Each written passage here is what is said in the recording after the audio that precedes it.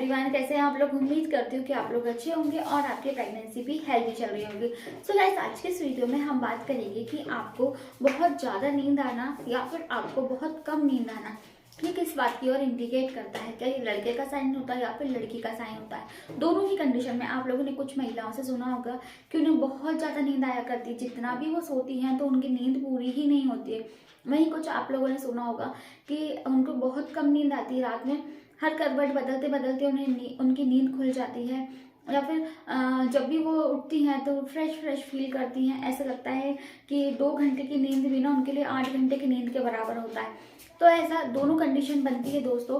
तो आज की वीडियो में हम यही जानेंगे कि अगर आपके साथ ऐसा होता है तो ये किस बात की ओर संकेत करता है। क्या ये लड़के को इंडिकेट करता है या फिर होने वाला बच्चा लड़की है। इससे आप जेंडर प्रेडिक्शन कैसे कर सकते हैं।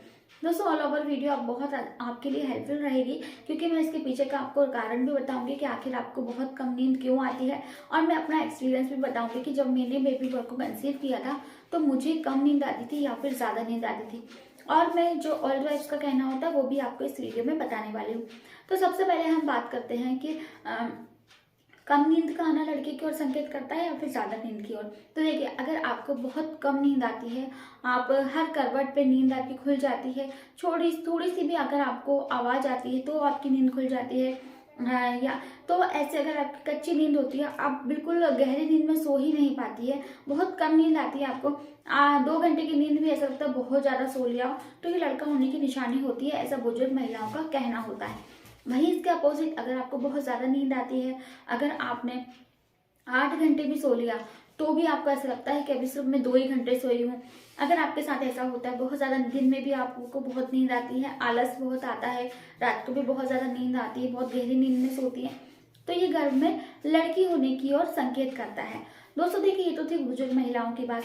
अब मैं अपना एक्सपीरियंस शेयर करूं तो देखिए दोस्तों, जब मैंने बेबी बॉय को कंसीव किया था तब मुझे भी बहुत कम नींद आया करती थी। यानी कि मुझे स्टार्टिंग के जो 3 महीने थे तब तो मुझे नींद आती थी, लेकिन 3 महीने के बाद मुझे बहुत कम नींद आया करती थी।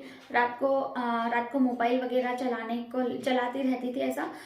तो मेरे घर में भी सब लोग बोलते थे, जो मेरे हस्बैंड थे वो बोलते थे कि सो जाओ, कितना मोबाइल चलाओगी, नींद ही नहीं आती थी तो क्या करो, है ना। तो एक पहली गलती हम लोग यही करते हैं कि अगर हम आंख बंद करके सो जाएंगे, कुछ सोचेंगे नहीं ना, तो हमें नींद आ जाएगी।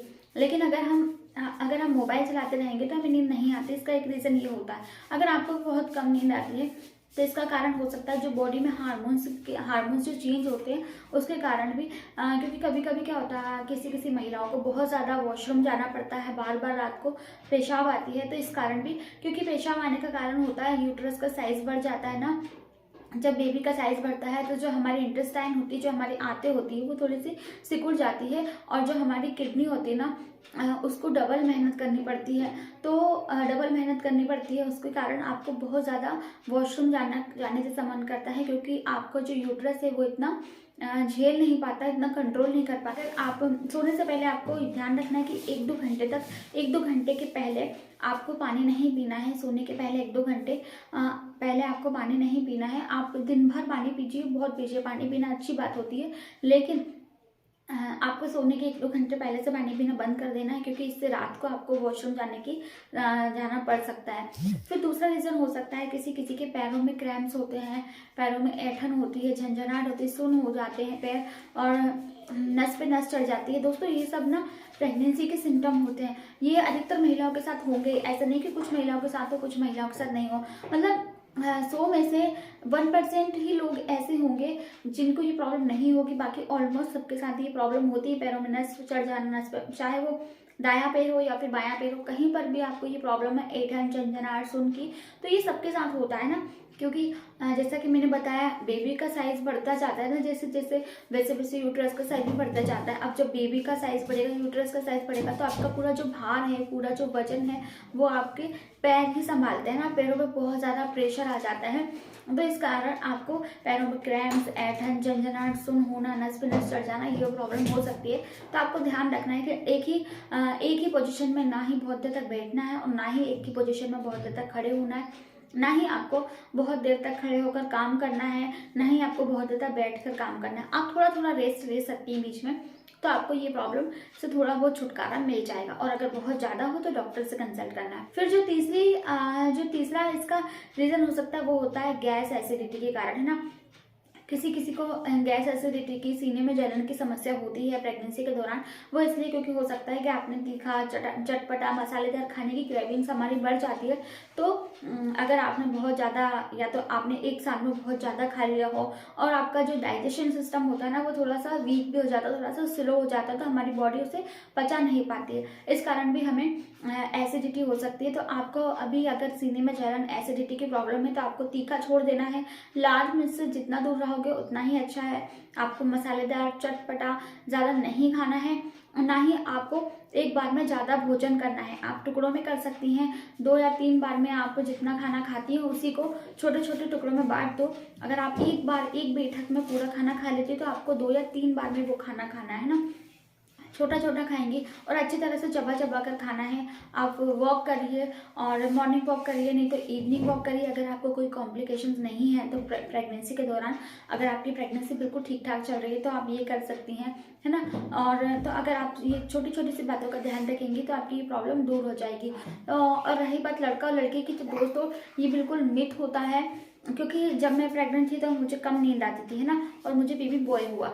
लेकिन वहीं एक मेरे जान पहचान में एक है जिनको बहुत ज़्यादा नींद आया करती थी। वो दिन में भी उतना ही सोती थी, रात में भी उतना ही सोती थी, और वो इवन उनको इतनी नींद आती थी कि, क्योंकि आप लोगों को पता ही है कि ससुराल में तो सोना इतना अलाउ नहीं होता है। ससुराल का माहौल थोड़ा चेंज होता है, तो ससुराल में तो इतना सो नहीं सकते। तो वो सोने के कारण ना अपने मायके चली गई थी कुछ दिनों के लिए, क्योंकि ससुराल में उनकी नींद पूरी नहीं हो पा रही थी।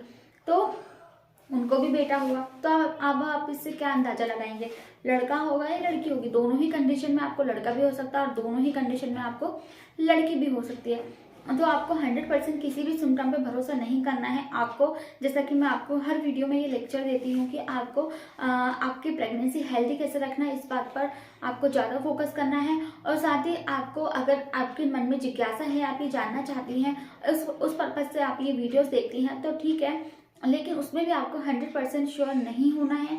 साथ ही अगर आपकी बॉडी में कुछ चेंजेस हो रहा है, कहीं पर दर्द हो रहा है, तो आपको उसके पीछे का कारण भी जानना है, ताकि वो जो दर्द है वो कहीं ज़्यादा बढ़कर आपको या फिर आपके बच्चे को नुकसान ना पहुंचा दे।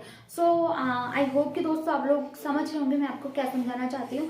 तो अगर आपको वीडियो पसंद आता है तो वीडियो को लाइक ज़रूर कीजिएगा, और अपना ध्यान रखना है आपको, और आपकी बेबी का भी अच्छी तरह से ध्यान रखना है। सो मिलती है नेक्स्ट वीडियो में, तब तक के लिए bye bye and take care.